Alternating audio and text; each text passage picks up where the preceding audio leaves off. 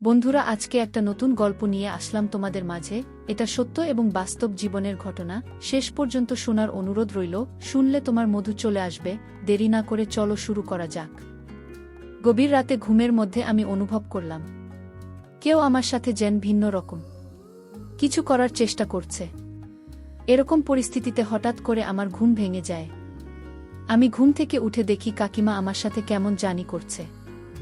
আমি বললাম, কাকিমা, আপনি আমার সাথে কি করছেন? কাকিমা আমাকে বলল, আমি তোমার সাথে কি করছি? তুমি দেখছো না তুমি এত কথা বলছো কেন? আমি যা করছি তুমি আমাকে তা করতে দাও। কাকিমার ধমকে আমি খুব ভয় পেয়ে গেলাম। আমি বললাম, আচ্ছা ঠিক আছে কাকিমা, তোমার যা মন চায় তা কর। তারপর হঠাৎ করে কাকিমা যেন একটু উন্মাদ হয়ে গেল। উন্মাদ হয়ে কাকিমা এই জল বৃষ্টির রাতে আমার সাথে যা করল তা শুনলে বন্ধুরা তোমাদের মাথা গরম হয়ে যাবে। বন্ধুরা, গল্পটি অনেক অনেক ইন্টারেস্টিং। আশা করি গল্পটি শুনিয়ে তোমরা অনেক মজা পাবে। বন্ধুরা, তোমাদের নিকট আমার ছোট্ট একটি অনুরোধ, তোমরা দয়া করে আমার চ্যানেলটিকে সাবস্ক্রাইব করে আমাকে সাপোর্ট করবে। হ্যালো বন্ধুরা, আমি ফারদিন, এটা আমার ছদ্মনাম। বর্তমানে আমার বয়স 25। আজকে আমি তোমাদের মধ্যে যে গল্পটি বলল তখন আমার বয়স ছিল 13 কিংবা 14। আমার কাকা ছিল একজন ছোটখাটো ব্যবসায়ী।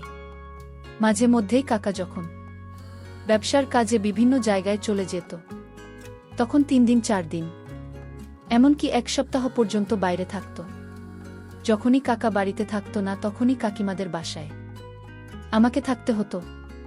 কারণ এক হচ্ছে কাকিমার বিয়ে হয়েছে মাত্র বছর 2 হয়েছে, কাকিমা এখনো কোনো সন্তানাদি হয়নি।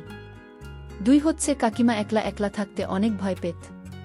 কাকা যখন ব্যবসার কাজে বিভিন্ন জায়গায় চলে যেত বাড়িতে আসতে পারত না, তখন কাকিমা একলা একলা রাতে থাকতে পারত না, খুব ভয় পেত।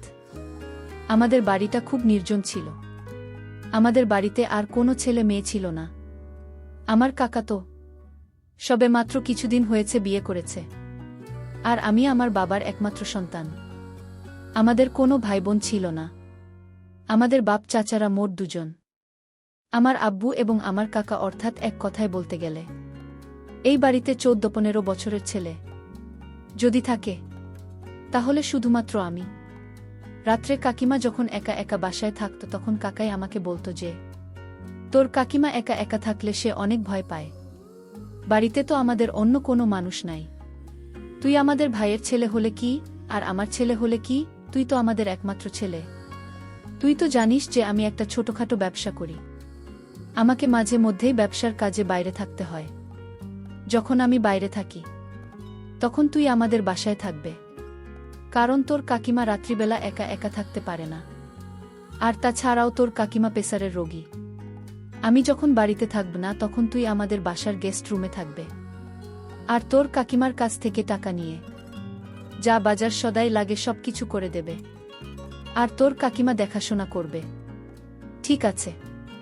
আমি বললাম, ঠিক আছে কাকা, কাকিমার যা যা বাজার লাগে সবকিছু আমি করে দেব, এ নিয়ে তুমি কোনো চিন্তা করো না। তারপর থেকেই বন্ধুরা, কাকা যখন বাড়িতে থাকতো না তখন কাকাদের এখানে আমাকে থাকতে হতো। কাকিমা যে রুমে থাকত ঠিক পাশের রুমেই আমি থাকতাম। কিন্তু আমি যখনই কাকাদের রুমে যেতাম, অর্থাৎ কাকার এখানে রাতে থাকতে যেতাম, তখনই কাকিমা আমাকে ডেকে নিয়ে যেত তার রুমে এবং আমাকে নিয়ে গল্প করত, অনেকক্ষণ টিভি দেখত। আমার কাকিমা ইন্টারমিডিয়েট পর্যন্ত পড়ালেখা করছে, আর এদিকে আমি ক্লাস 8-এ পড়তাম। মাঝে মধ্যে কাকিমা আমাকে পড়াতো বটে, তবে বেশিরভাগই কাকিমা আমাকে নিয়ে গল্প করত এবং বিভিন্ন রোম্যান্টিক মুভি দেখত। একদিন আমি কাকির এখানে থাকতে গেলে কাকিমা আমাকে বলল, বাবা ফারদিন, আজকে তুমি আমার এখানে থাকবে। বাইরের যে ঝড় বৃষ্টি আর বজ্রপাত হচ্ছে তাতে আমি খুব ভয় পাচ্ছি। আমি বললাম, কাকিমা সমস্যা কি? বাহিরে বজ্রপাত থাকলেও তো সমস্যা নাই, চতুর্দিকে তো বিল্ডিং, আপনার কোনো ভয় নেই। তারপরও কাকিমা বলল, বাবা ফারদিন, তোমাকে আমি যা বলছি তুমি তাই কর। আমার আজকে খুব একটা ভাল লাগছে না। তুমি আজকে আমার পাশে থাকবে, তা না হলে আমার খুব খারাপ লাগবে। আমি বললাম, আচ্ছা ঠিক আছে কাকিমা, তোমার যেহেতু খারাপ লাগছে তাহলে তো নিশ্চয়ই তোমার পাশে আমাকে থাকতে হবে। কিছুক্ষণ পর কাকিমা আমাকে বলল, বাবা ফারদিন, অনেকদিন ধরে তোমার সাথে আমার গল্প গুজব আড্ডাবাজি হয়নি। আজকে তোমাকে নিয়ে আমি অনেক আড্ডা দিব।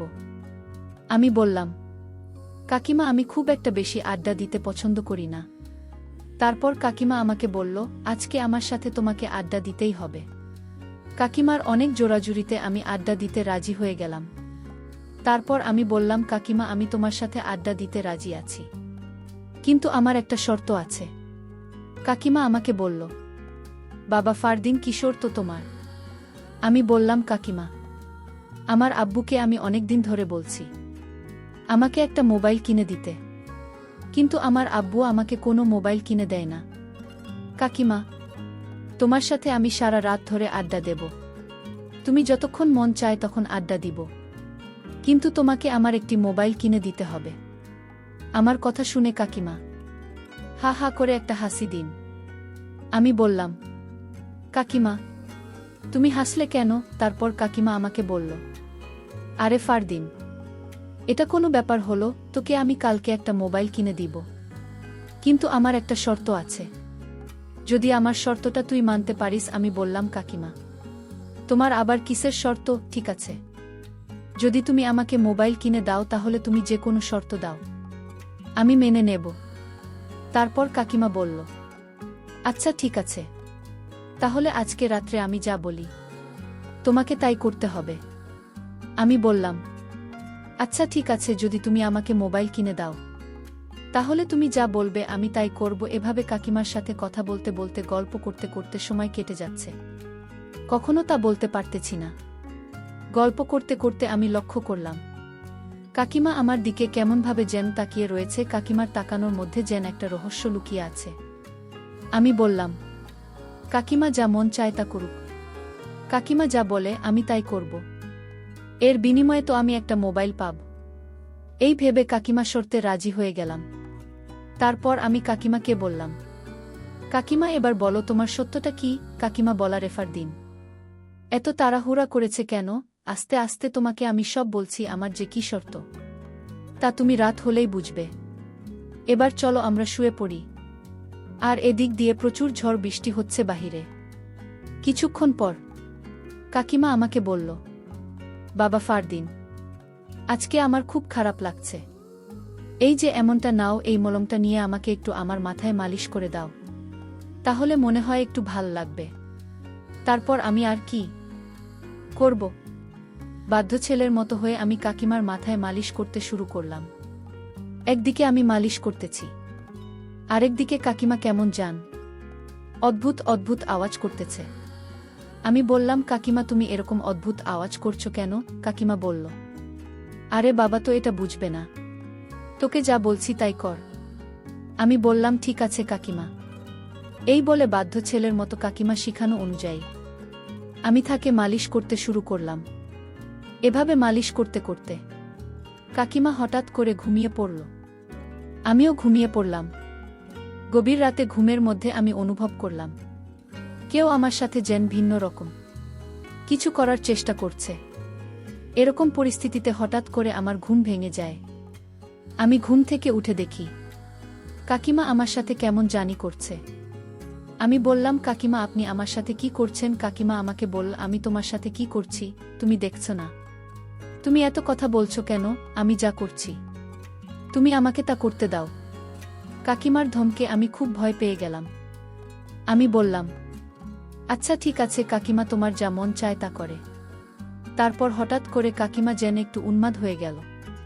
উন্মাদ হয়ে কাকিমা এই জোর বৃষ্টির রাতে আমাকে তার সাথে তাল মিলাতে বলল, অর্থাৎ সে যা যা আমাকে বলল আমি তাই যেন করতে লাগলাম। কারণ আমি যদি কাকিমার কথা না শুনি তাহলে তো কালকে কাকিমা আমাকে মোবাইল কিনে দেবে না। একটা মোবাইলের আশায় কাকিমা যা বলছে আমাকে তাই করতে হয়েছে। তারপর কাকিমা আমার সাথে এরকম ধরনের কাজ করতে লাগল, যার ফলে আমার অবস্থা খুব খারাপ হয়ে যেতে লাগল। তারপর আমি কাকিমাকে বললাম, কাকিমা তুমি আমাকে যে কাজ করার ইঙ্গিত দিচ্ছে সেটা করা কি ঠিক হবে? কাকে জানতে পারলে মনে কষ্ট পাবে। তারপর কাকিমা আমাকে বলল, ফারদিন তোমার কি মোবাইল লাগবে না? আমি বললাম যে কাকিমা লাগবে। তোমার যদি মোবাইল লাগে তাহলে তোমাকে আমার সাথে আজকে একটা কিছু করতে হবে, তাহলেই কেবল তুমি মোবাইল পাবে। তারপর কাকিমা আমার সাথে এমন কিছু করো যে আমার মুখের ভাষায় প্রকাশ করা অসম্ভব। আমিও তখন নিয়ন্ত্রণ হারিয়ে যা করার তাই হলো। তারপর কাকিমার ইচ্ছামতো আমার সাথে অনেকক্ষণ বিনোদন করল। তারপর একটা পর্যায়ে তিনি ক্লান্ত হয়ে গেলেন। তারপর আমি কাকিমাকে বিনয়ের সাথে বললাম, কাকিমা, কাকার সাথে কখনো এরকম কিছু বলবেন না। আপনাকে অনুরোধ করলাম, কাকে জানতে পারলে আমাকে মেরে ফেলবে। তারপর কাকিমা বলল, আরে পাগল, তুমি এই বিষয় নিয়ে কোনো চিন্তা করো না। তুমি তো আমার কোথায় রাখছো, তাই না? তোমার কাকা জানবে কি করে এখানে তুমি আর আমি ছাড়া তো কেউ নাই। ফারদিন, তুমি অনেক সুন্দর, তোমাকে আমার অনেক পছন্দ। তুমি কিছু একটা ছেলে, তোমাকে আমি অনেক ভালোবাসি, কিন্তু আমি তোমাকে কখনো বলতে পারি নাই। তোমাকে নিয়ে বিনোদন করা আমার অনেক দিনের শখ। আজকে তুমি আমার ইচ্ছা পূরণ করবে। ঠিক আছে ফারদিন। বন্ধুরা, তারপর আমি আর কি করব? আমিও তো একজন মানুষ, আমারও তো কিছু না কিছু আছে। তারপর যা হবার তাই হলো। অনেকক্ষণ বিনোদনের পর ক্লান্ত হয়ে পড়লাম। বন্ধুরা, দিনটি ছিল আমার জন্য অনেক রোমান্টিক, স্মরণীয়। বন্ধুরা, আজকে এই পর্যন্তই। আমি আবার আসব তোমাদের মধ্যে নতুন কোনো গল্প নিয়ে। বন্ধুরা, ভিডিওটি যদি ভালো লাগে তাহলে একটি লাইক দাও। বন্ধুরা, এরকম ধরনের ইন্টারেস্টিং ভিডিও পেতে তোমরা অবশ্যই আমার চ্যানেলটিকে সাবস্ক্রাইব করে আমাকে সাপোর্ট করবে। পরিশেষে তোমাদের সকলের নেক হায়াত কামনা করি। ভিডিওটি দেখার জন্য তোমাদের সকলকে অসংখ্য ধন্যবাদ।